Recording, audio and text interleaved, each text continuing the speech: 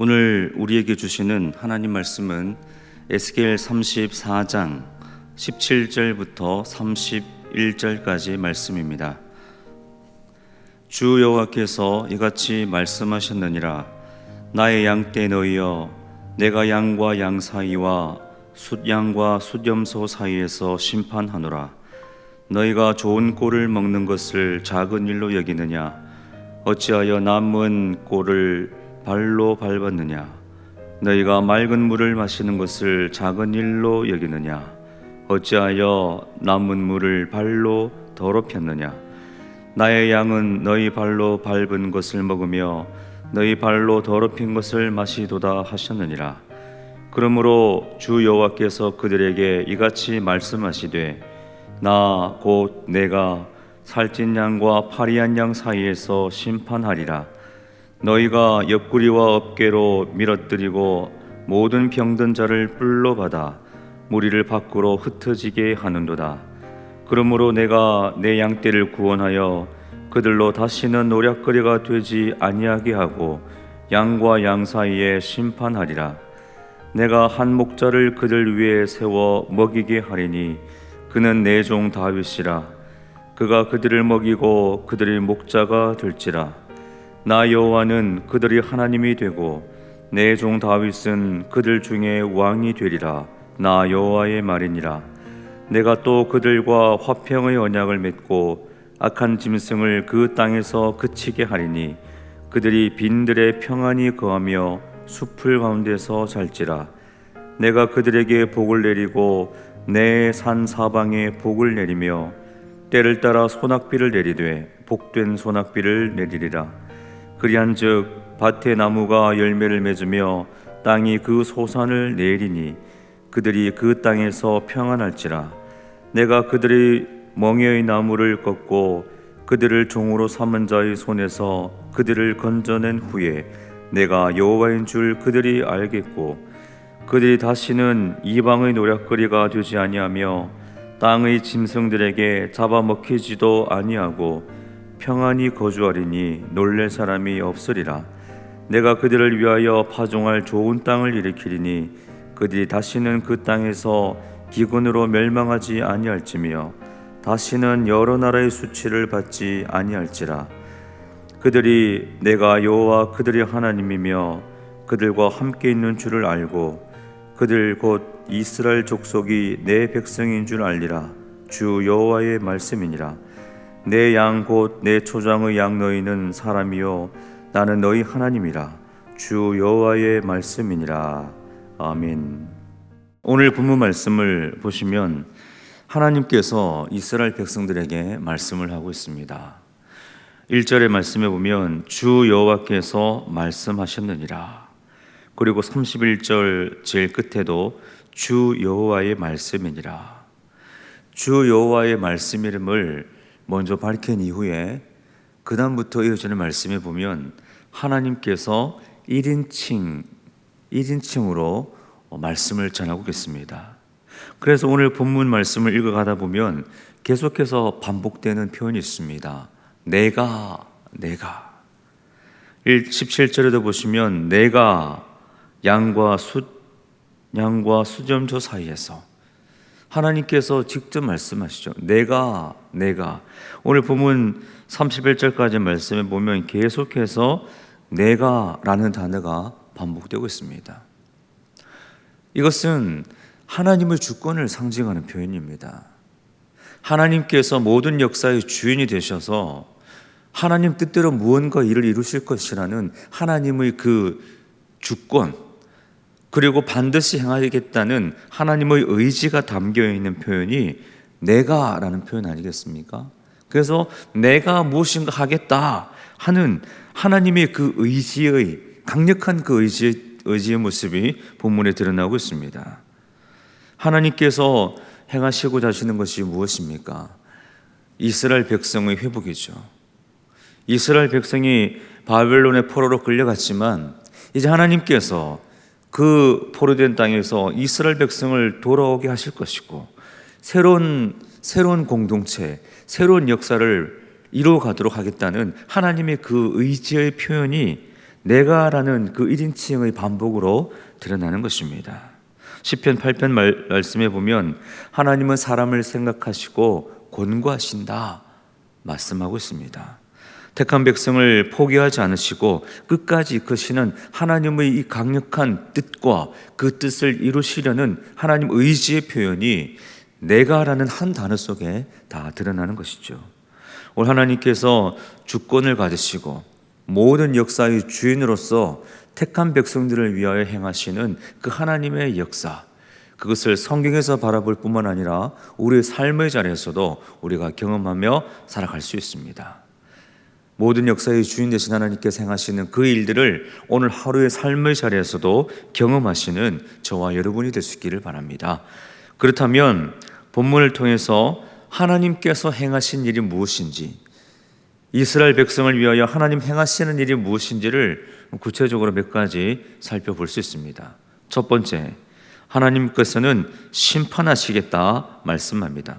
17절 하반절에 심판하노라, 20절 하반절에도 심판하리라, 21절에도 제일 끝에 보시면 22절이네요. 22절도 제일 끝에 보시면 심판하리라 이렇게 말씀하고 계십니다.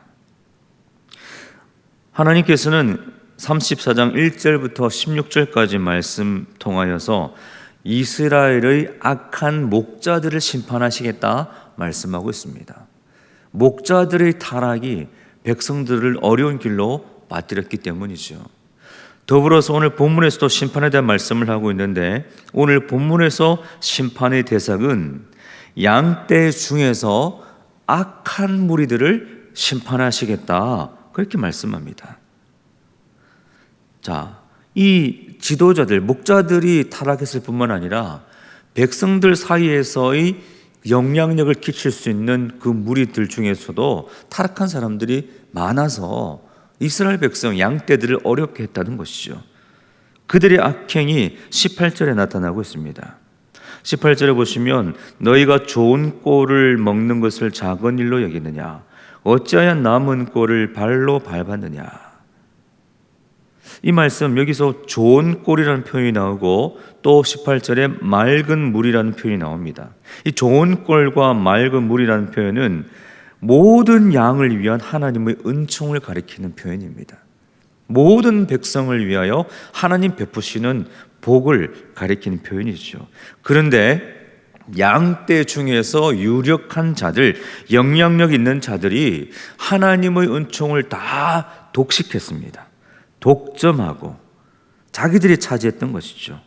그리고 양떼들을 병들게 만들었고 힘이 없어 쓰러질 수밖에 없는 그런 양들로 만들어 버렸습니다. 즉 강자의 폭력과 불의를 하나님께서 지적하는 그런 말씀입니다. 그래서 하나님께서는 오늘 첫 번째 심판을 하시겠다 말씀하면서 백성 사이에서 있는 악한 무리들을 심판하심으로 이스라엘 공동체를 건강한 공동체, 그 새로운 공동체로 만드시겠다는 그런 하나님의 말씀을 전하고 있습니다. 그러면서 하나님께서 이스라엘 백성에게 원하시는 것이 무엇인가를 말씀하시는데, 그것은 공평과 정의라 말씀합니다.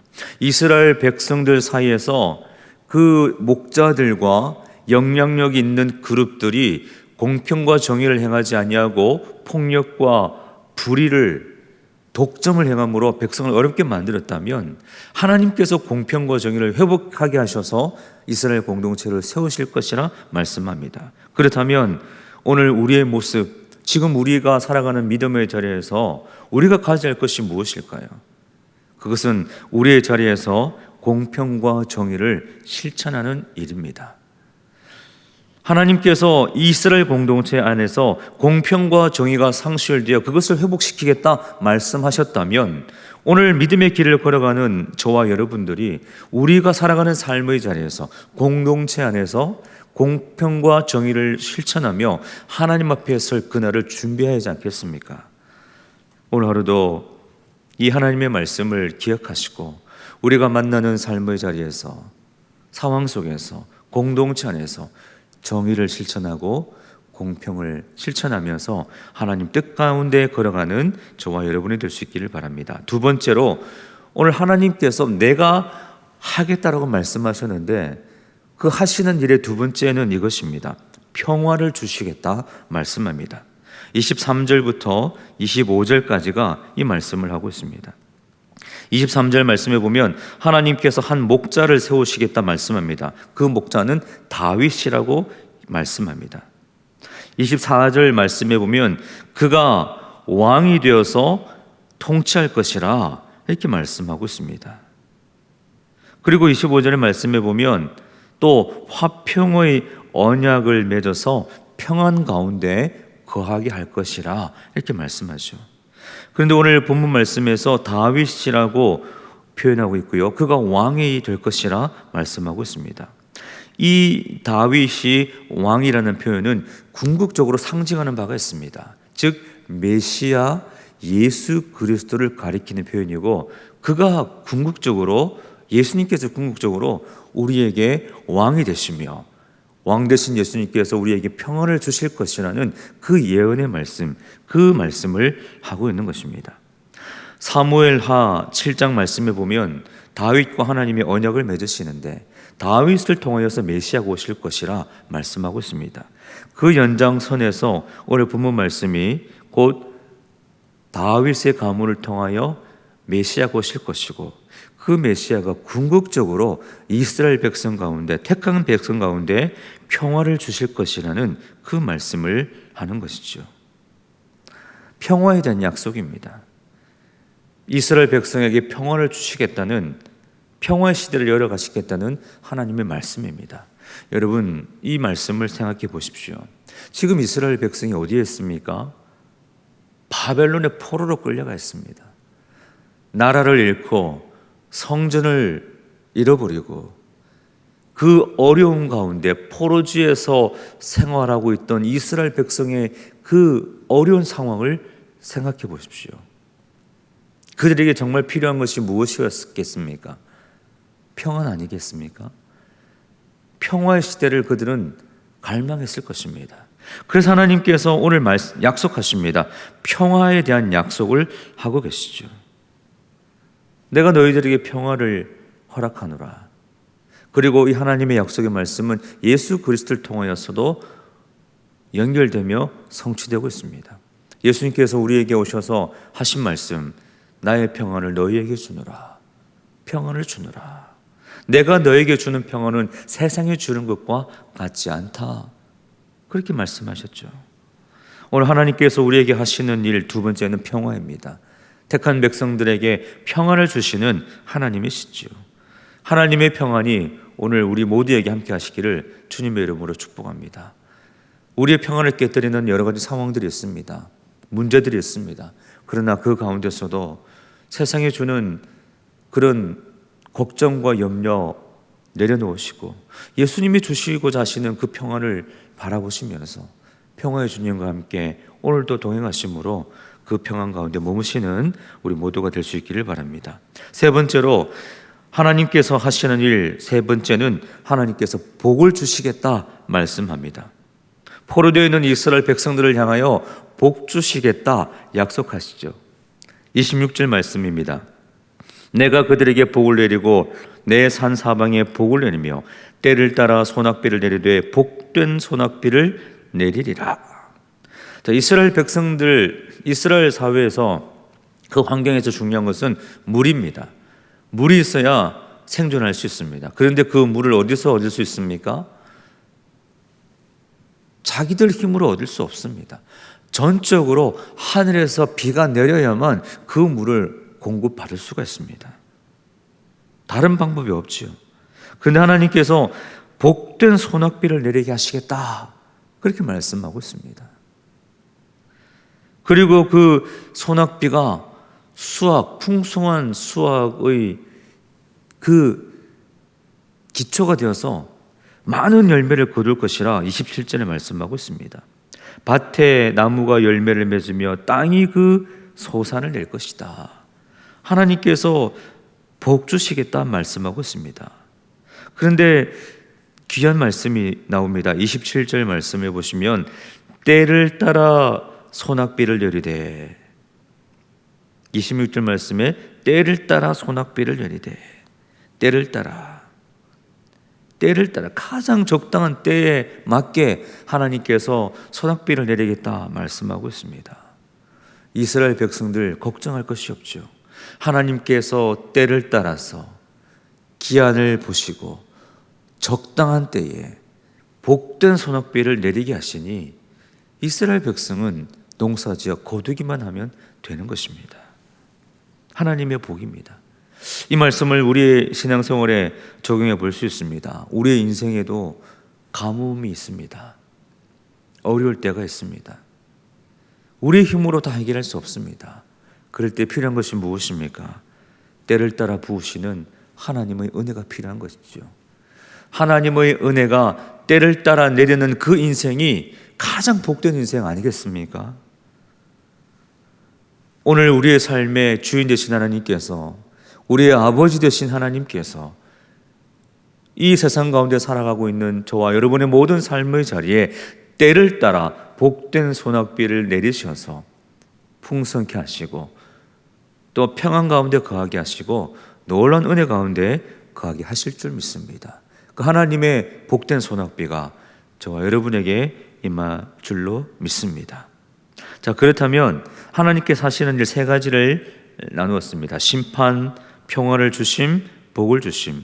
그런데 이 세 가지 하나님의 역사를 통해서 드러나는 것이 있습니다. 그것은 바로 하나님과 우리의 관계가 드러나게 된다는 말씀을 하시죠. 30절입니다. 30절 보십시오. 그들이 내가 여호와 그들의 하나님이며 그들과 함께 있는 줄을 알고 그들 곧 이스라엘 족속이 내 백성인 줄 알리라. 주 여호와의 말씀이니라. 내가 그들의 하나님이고 또 이스라엘은 내 백성이라는 사실이 드러나게 될 것이다. 알게 될 것이다. 이렇게 말씀하고 있습니다. 세상이 여호와를 인정하게 될 텐데 그 여호와를 인정하는 사건이 우리를 통해서 우리 하나님 되신 하나님의 그 역사를 통해서 드러나게 될 것이라 말씀하고 있습니다. 하나님께서 우리를 행하시는데 하나님, 전능하신 하나님의 그 역사 행하심을 통하여 결국 하나님과 우리의 관계가 세상 가운데 드러날 것이라고 말씀합니다. 오늘 이 말씀이 얼마나 힘이 되는지 모릅니다. 우리가 믿음의 길을 걸어갈 때에 하나님을 아버지라 부릅니다. 세상 사람들은 우리에게 하나님이 어디 있느냐, 하나님이 어디 있느냐라고 그렇게 비방하며 비꼬듯이 말할 수 있습니다. 그러나 하나님 역사하실 때에 하나님 우리 아버지 되심이 그들 가운데 증거될 것입니다. 하나님 우리를 향하여 하나님의 일을 이루실 때에 세상이 하나님의 살아계심을 인정하게 될 것이고 하나님 백성된 사람들이 얼마나 복된 인생들인가를 보면서 인정하며 부러워하게 될 시간들이 준비되어 있다 말씀하고 있습니다. 이 하나님의 약속의 말씀을 기억하십시오. 하나님이 하나님 되심이 우리 삶의 자리에 드러나게 될 시간들이 있다는 것을 기억하시고 담대한 믿음으로 나아가시기 바랍니다. 끝으로 이 하나님의 모든 역사하심을 우리가 기억한다면 우리의 마음가짐이 이제 중요하지 않겠습니까? 어떤 마음으로 하나님의 역사를 바라보며 살아야 할까요? 31절 말씀입니다. 내 양 곧 내 초장의 양 너희는 사람이요 나는 너희 하나님이라. 너희는 사람이요 나는 너희 하나님이라. 우리가 사람이라 말씀합니다. 연약합니다. 죽을 수밖에 없는 존재입니다. 그런데 나는 너희 하나님이라. 하나님 우리에게 이렇게 말씀하죠. 나는 너희 하나님이라. 우리는 사람일 뿐입니다. 그러나 그런 우리에게 하나님이 아버지가 되어주신다 말씀하고 있습니다. 그러므로 하나님 앞에 나는 누구인지를 기억해야 됩니다. 나는 죽을 수밖에 없고 연약한 존재임을 기억해야 됩니다. 그러나 더불어 그런 나에게 하나님이 아버지가 되신다는 것을 기억하셔야 합니다. 하나님 아버지. 그래서 하나님 아버지, 연약한 나에게 하나님 아버지가 되시기에 난 하나님을 예배하며 주의 말씀에 순종하겠습니다. 이런 마음의 결단이 있을 때에 하나님의 역사심을 풍성히 경험하는 저와 여러분이 다 될 줄 믿습니다. 오늘 하나님의 말씀을 기억하시고 하나님과 오늘 하루도 동행하시면서 승리하시고 날마다 그리고 특별히 오늘 하루 복된 믿음의 길 걸어가면서 감사함으로 마무리하는 저와 여러분 모두가 되시기를 주님의 이름으로 간절히 축원드립니다. 기도하겠습니다. 하나님 아버지, 오늘 이 말씀을 통하여서 우리에게 놀라운 일을 행하실 하나님의 말씀 허락해 주셔서 감사합니다. 하나님, 우리의 삶을 회복시키시고 우리의 삶의 자리에 평안을 주시고 우리의 삶을 복되게 하실 하나님의 말씀 주셨사오니 이제 하나님 말씀 붙들고 주님 바라보며 날마다 온전한 믿음의 길 걸어가는 우리 모두가 되게 하여 주시옵소서. 성령 하나님, 오늘도 우리와 동행하여 주셔서 이 하루가 마칠 때에 하나님께 영광이요 감사의 고백을 가지고 마치는 날 될 수 있도록 주님 인도하여 주시옵소서. 예수님의 이름으로 기도하옵나이다. 아멘. 하늘에 계신 우리 아버지의 이름을 거룩하게 하시며 아버지의 나라가 오게 하시며 아버지의 뜻이 하늘에서와 같이 땅에서도 이루어지게 하소서. 오늘 우리에게 일용할 양식을 주시고 우리가 우리에게 잘못한 사람을 용서하여 준 것 같이 우리 죄를 용서하여 주시고 우리를 시험에 빠지지 않게 하시고 악에서 구하소서. 나라와 권능과 영광이 영원히 아버지의 것입니다. 아멘.